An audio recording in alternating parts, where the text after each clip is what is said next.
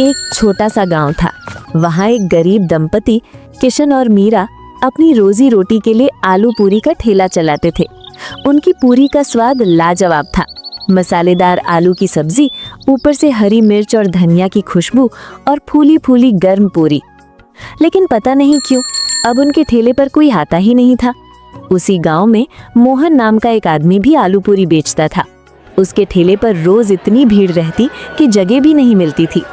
एक दिन दो ग्राहक वहीं बात कर रहे थे। अरे भाई, ये मोहन की पूरी में वो बात नहीं है।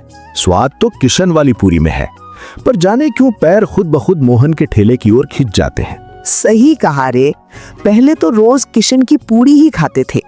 उसकी आलू की सब्जी में जो तीखापन था वो तो मजा दे देता था। अब तो बस मन ही नहीं करता उसके ठेले पर जाने का। उधर किशन अपने ठेले के पास अकेला खड़ा चुपचाप सब सुन रहा था। वो मन ही मन बोला, पहले तो मेरे ठेले पर भी भीड़ लगती थी, अब सब मोहन के पास क्यों जा रहे हैं? क्या उसने कोई जादू कर दिया है क्या? उस रात मोहन ने अपना ठेला जल्दी समेटा। सारे आलू पूरी बेच चुका था। घर पहुंचते ही उसकी पत्नी सजन बोली, आज तो अमावस्या की रात है, याद है ना? तुमने तैयारी कर ली? जी, पूरे 13 किलो चिकन पका लिया है। पर बताओ ना, हर बार 13 किलो ही क्यों? 10 या 20 क्यों नहीं? अरे भगवान, मैंने उसे 13 तारीख को ही नींद से जगाया था। अब उसे हर अमावस्या को 13 किलो चिकन चाहिए। अगर नहीं दिया तो हमें खा जाएगा। सजन कांप गई। क्या? आपने उसे जगाया क्यों? मोहन धीरे से बोला। अरे पगली, उसी की वजह से तो हमारी पूरी बिकती है, वरना हम भी किशन की तरह बैठे रहते। उसके कारण ही हमारे अच्छे दिन आए हैं, उसका शुक्र मानो। दोनों कुछ देर खामोश रहे। बाहर हवा में अजीब सी सहरन थी। फिर मोहन बोला, चलो अब सो जाओ, मैं जाकर उसको चिकन खिला कर आता हूँ। आखिर वो कौन है जो हर अमावस्या को 13 किलो चिकन मांगता है? अगली सुबह सूरज की किरणें गांव की पगडंडियों पर फैल चुकी थी। मोहन अपने ठेले को चमका रहा था। तेल गर्म हो चुका था और पूरी तलने की खुशबू पूरे चौराहे में फैल रही थी। उसके चेहरे पर वही आत्मविश्वास था, आज फिर भीड़ लगेगी। उधर किशन अपने ठेले पर उदास बैठा था। बर्तन सजे थे, आलू की सब्जी तैयार थी, पर ग्राहक कोई नहीं। वो मन में बोला, कभी मेरे ठेले पर भी भीड़ रहती थी, अब तो जैसे गांव वालों को मेरा चेहरा भी नहीं दिखता। तभी गांव में शहर से आए एक दंपति दाखिल हुए, राकेश और नेहा। उन्होंने एक गांव वाले को रोका। भाई साहब, हम नए आए हैं इस गांव में, नाश्ता करना है, बताइए कहाँ मिलेगा अच्छा? सबसे बढ़िया नाश्ता तो मोहन के ठेले पर ही मिलता है, यही पास में है। दोनों ने शुक्रिया कहा और चल पड़े। जब वे मोहन के ठेले के पास पहुंचे तो वहां भारी भीड़ लगी थी। अरे जी, यहाँ तो बहुत भीड़ है, कितना इंतजार करें? सही कहा, चलो कहीं और देखते हैं। तभी नेहा की नजर पास में पड़े एक सुनसान ठेले पर पड़ी। देखो उधर, वो ठेला कितना साफ है और खुशबू भी कितनी अच्छी आ रही है। हाँ, चलो वहीं चलते हैं।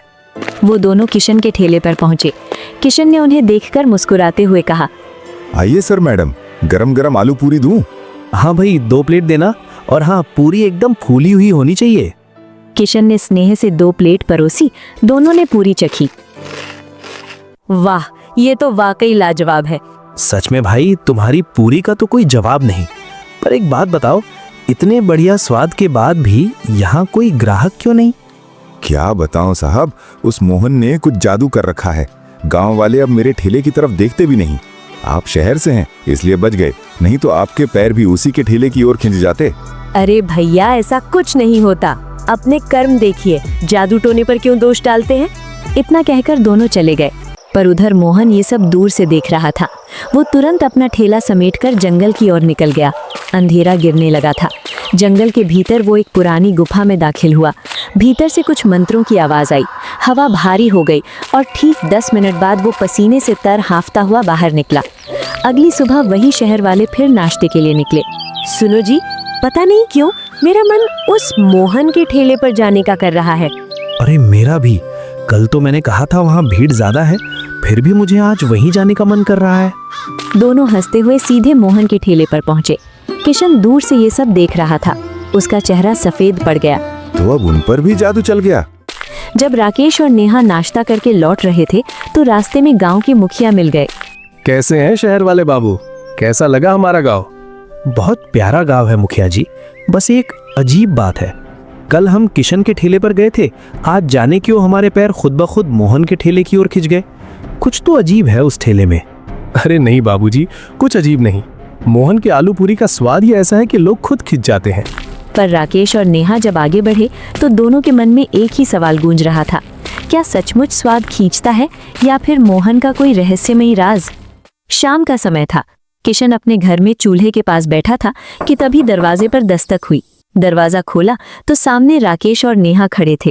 अरे सर, मैडम, आप यहाँ मेरे घर पर? किशन जी, जो आपने कहा था लगता है वो सब सच है। देखा, मैंने पहले ही कहा था वो मोहन कोई साधारण आदमी नहीं है, पर आपको यकीन ही नहीं हुआ। अब यकीन हो गया है किशन। जो आज हमने देखा उसके बाद शक की गुंजाइश नहीं बची। किशन हैरान होकर बोला, क्या देखा आपने? हमने मोहन को जंगल की तरफ जाते देखा।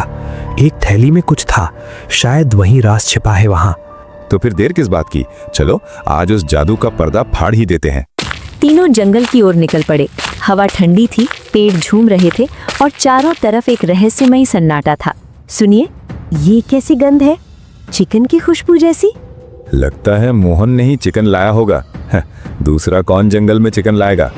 कुछ दूर जाने पर उन्हें एक पुरानी गुफा दिखाई दी। गुफा के भीतर से किसी के बड़बड़ाने की आवाज आ रही थी, जैसे कोई मंत्र पढ़ रहा हो। किशन सुनो, ये आवाज मोहन की लग रही है। मुझे डर लग रहा है, वापस चले? नहीं नेहा जी, अब पीछे नहीं हटेंगे, चलिए। तीनों धीरे धीरे गुफा के अंदर गए। उस रात के बाद किशन, राकेश और नेहा को किसी ने फिर कभी नहीं देखा। कहते हैं तीनों उसी गुफा में कैद हो गए और मोहन का राज राज ही रह गया। अगली सुबह मोहन ने हमेशा की तरह अपना ठेला लगाया, मुस्कुराते हुए पूरी तलने लगा और इसी तरह खत्म हो गई कहानी एक लालची आलू पूरी वाले की।